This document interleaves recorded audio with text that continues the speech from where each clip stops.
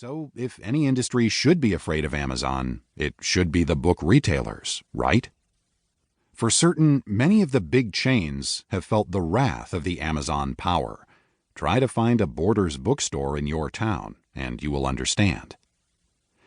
But something amazing has taken place in the shadow of the seemingly omnipotent Amazon.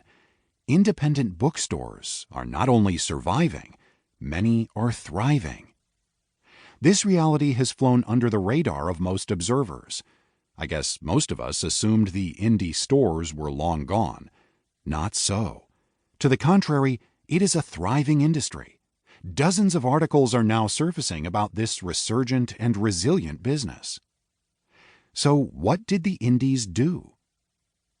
They did not try to compete directly with Amazon. They did not offer Prime. They did not sell a gazillion books. They did not offer free shipping.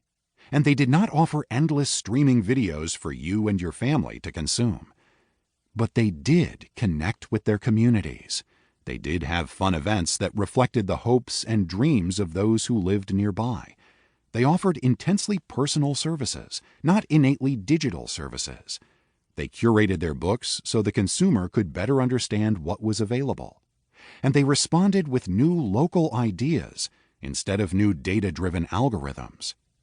I know, this book is about churches, not Amazon. It's about reaching our community, not selling our books.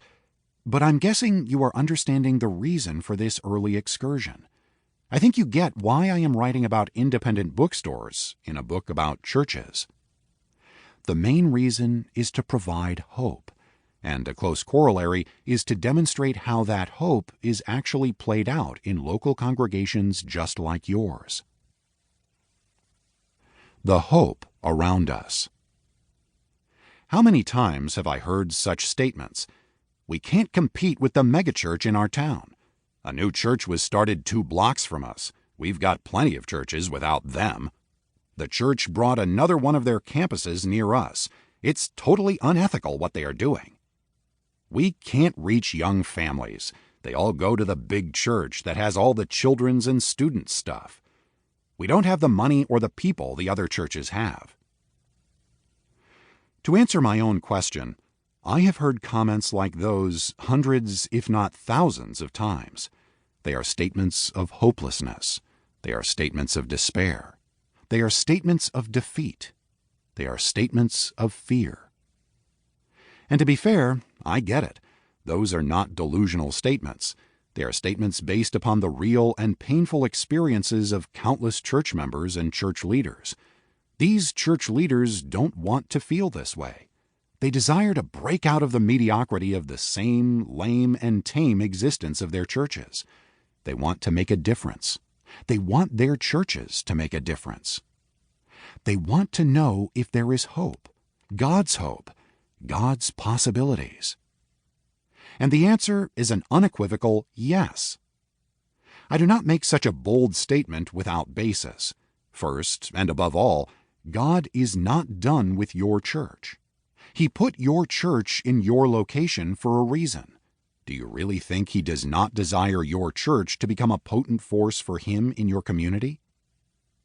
Second, I make this statement based upon the stories of other churches. I have seen too many so-called hopeless churches become turnaround churches. I have seen congregations defy all the doom and gloom prognosticators. I have seen churches spit in the face of the objective facts that say it can't be done. I call these turnaround churches Scrappy churches.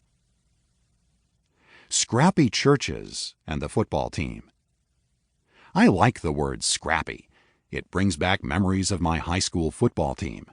Yes, I know, I'm taking a trip into antiquity, but the memories of Johnny are vivid even today. Johnny was our quarterback. He really got the position by default. We had no one who could throw the ball within 10 yards of the intended receiver except Johnny.